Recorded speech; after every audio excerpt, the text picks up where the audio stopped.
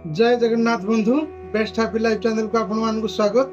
बंधु आज आम कथा जदि आपण जीवन में धनर अभाव देखा धनर अभाव देखा माने आपण तो इनकम होची किंतु एमती भाव में खर्च होची मास शेष को आपण पाखे किछि धन बंचुन किंबा आपण पाखक जी दरकार अर्थ से अनुसार आसुनी जहाँफल शेष में आपन को अभाव अनटन जो भाया समस्या रोचे से समस्या आपन को असुविधार सम्मुखीन करने पड़े।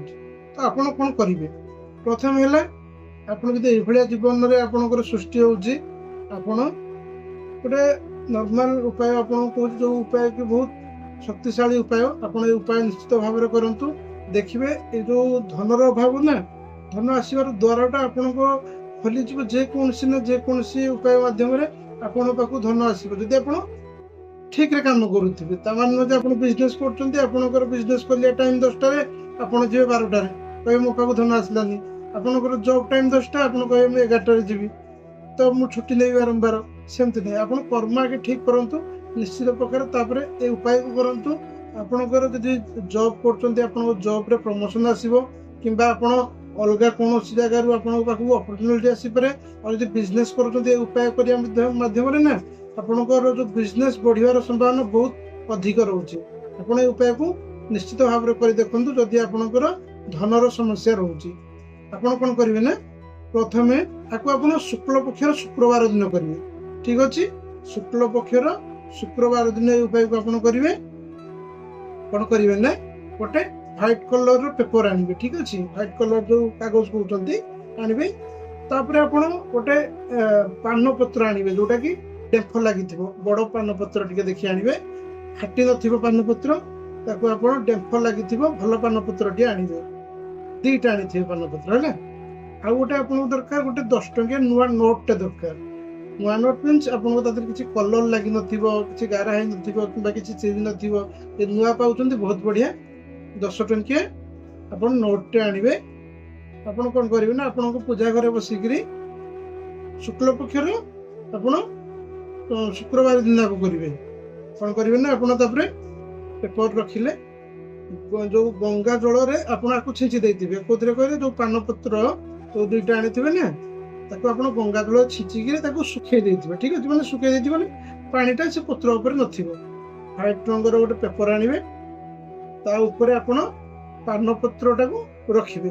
ठीक अच्छे पान पत्र रखिए मैंने जोटा देखिए जो लाइट माने ग्रीन कलर टा तल को रखिए जो पत्ती टाइप बाहर थी प्लेन टा ऊपर को रखिए और जो डेम्फटा आगु आड़ को रखिए।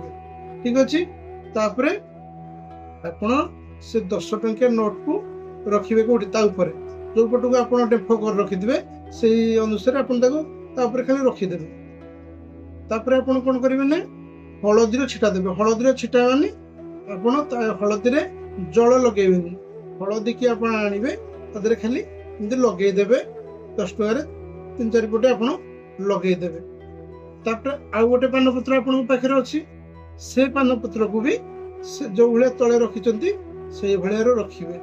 ठीक अच्छे तापर सब एपटू अच्छी एमती ही रखिए 10 टंकिया रहा ये जो ऊपर जो पान पत्र रखा पूर्व आपड़ कि गुजराती मंजी रखिए।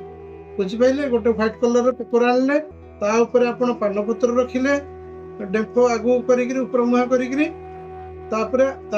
आप 10 टंकिया नोट रखिले हलदी लगेले से 10 टंकिया नोट ऊपर आप गुजराती रखिले।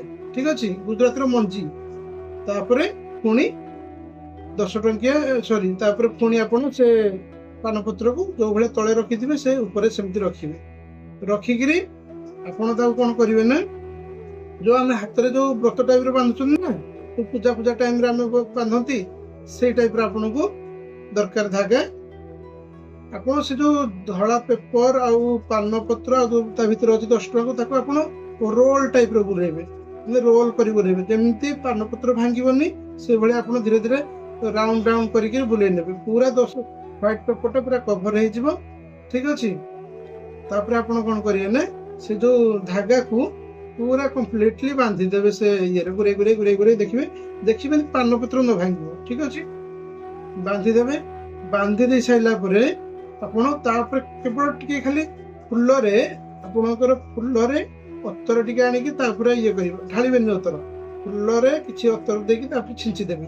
ଠିକ ଅଛି, ଛିଞ୍ଚି ଦେଇକିରି ଆପଣ ଶୁକ୍ରବାର ଦିନ ଯୋଉ କରିବେ, ଶୁକ୍ଳ ପକ୍ଷ ଶୁକ୍ରବାର ଦିନ ସକାଳୁ କରିବେ। ଠିକ ଅଛି, ଆପଣ ଆକୁ ନେଇକିରି ମାତା ଲକ୍ଷ୍ମୀଙ୍କ ପାଖରେ ରଖିବେ। ରଖିକିରି ଆପଣ ଓମ୍ ଶ୍ରୀଂ ଶ୍ରୀ ନମଃ ଆକୁ ଆପଣ 108 ଥର ପାଠ କରିବେ। ବହୁତ କମ ସମୟ ଲାଗିବ। ମନ୍ତ୍ରଟି ହଉଛି ଓମ୍ ଶ୍ରୀଂ ଶ୍ରୀ ନମଃ। ଠିକ ଅଛି, ଏ ମନ୍ତ୍ରକୁ ଆପଣ ତାକୁ ରଖିକିରି ପାଠ କରିବେ। ତାପରେ ଆପଣ ଶ୍ରୀ ସୂକ୍ତମ ପାଠ କରିବେ। ଶ୍ରୀ ସୂକ୍ତମ ଥରୁଟେ ପାଠ କରିବେ। ଶ୍ରୀ ସୂକ୍ତମ ହଉଛି ଓମ୍ ହିରଣ୍ୟବର୍ଣ୍ଣମ ହରିଣୀଂ ସୁବର୍ଣ୍ଣମ ରଜତସ୍ତ୍ରଜାମ ଚନ୍ଦ୍ର ହିରଣ୍ମୟୀଂ ଲକ୍ଷ୍ମୀ ଜାତ ବେଦ ମହାବହ। ଏ ମନ୍ତ୍ରକୁ ଆପଣ ଥରୁଟେ ପାଠ କରିବେ, ସମ୍ପୂର୍ଣ୍ଣ ପାଠ କରିବେ। ଠିକ ଅଛି, ସେଇଦିନ। ତାପରେ ସେହି ଦିନ ଠାରୁ ପାନପତ୍ର ଯେପର୍ଯ୍ୟନ୍ତ ଶୁଖିବା ପର୍ଯ୍ୟନ୍ତ, ଧୀରେ ଧୀରେ ଶୁଖିବ ନା, ତ ଲାଗିବ ଗୋଟେ ସପ୍ତାହ ଶୁଖିବା ପାଇଁ, ପୁରା ଶୁଖିବା ପାଇଁ ଲାଗିବ। ଆପଣ ସେଇ ଦିନ ଠାରୁ ପ୍ରତ୍ୟେକ ଦିନ ସକାଳେ ଆପଣ ଶ୍ରୀ ସୂକ୍ତମ ଥରୁଟେ ପାଠ କରିବେ। ଆଉ ଆପଣ ଓମ୍ ଶ୍ରୀଂ ଶ୍ରୀ ନମଃ ତାକୁ ଆପଣ 108 ଥର ପ୍ରତ୍ୟେକ ଦିନ ପାଠ କରୁଥିବେ। ଯେତେବେଳେ 7 ଦିନ ହେଇଯିବ, ପାନପତ୍ରଟି ଯଦି ଦେଖିବେ ସମ୍ପୂର୍ଣ୍ଣ ଭାବରେ ଶୁଖିଯିବ, କଣ କରିବେ ନା ସେ ପୁରା ଖୋଲିଦେବେ। ଖୋଲି ସାରିଲା ପରେ ପାନପତ୍ର ଶୁଖି ଯାଇଥିବ ନା, ପାନ ଖୋଲିକିରି ଆପଣ ତାକୁ 10 ଟଙ୍କିଆ ନୋଟକୁ ଆପଣ ଆଣିକିରି ଆପଣଙ୍କ ପର୍ସରେ ରଖିବେ। ଯଦି ଆପଣ ପର୍ସରେ ନ ରଖୁଛନ୍ତି ତାହେଲେ ବହୁତ ବଢିଆ ହବ। ସେମିତି ସେ ବନ୍ଧା ହେଇଥିବ।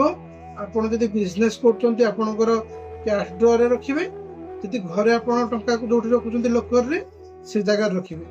କିନ୍ତୁ ବନ୍ଧୁ ଆକୁ ଆପଣ ବିଶ୍ୱାସ ଭରସାର ସହିତ କରନ୍ତୁ, ଦେଖିବେ ଏତେ ବଢିଆ ରେଜଲ୍ଟ ଆସିବ।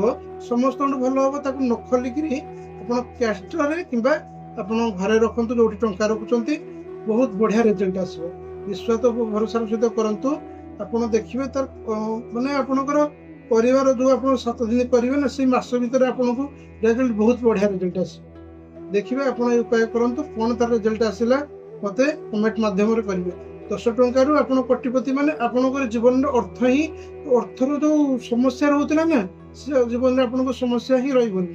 ଆପଣଙ୍କ ପାଖକୁ ଯୋଉ ଅର୍ଥ ଟଙ୍କାର ଅଭାବ ରହୁଥିଲା, ସବୁବେଳେ ଦରକାର ଟାଇମରେ ଟଙ୍କା ରହୁନଥିଲା, ସେ ଜୀବନରେ ଆପଣଙ୍କର ଅଭାବ ହବନି। ଆପଣଙ୍କ ପାଖରେ ଯେତିକି ଦରକାର ତା ଅନୁସାରେ ଆପଣଙ୍କ ପାଖରେ ଟଙ୍କା ରହିବ।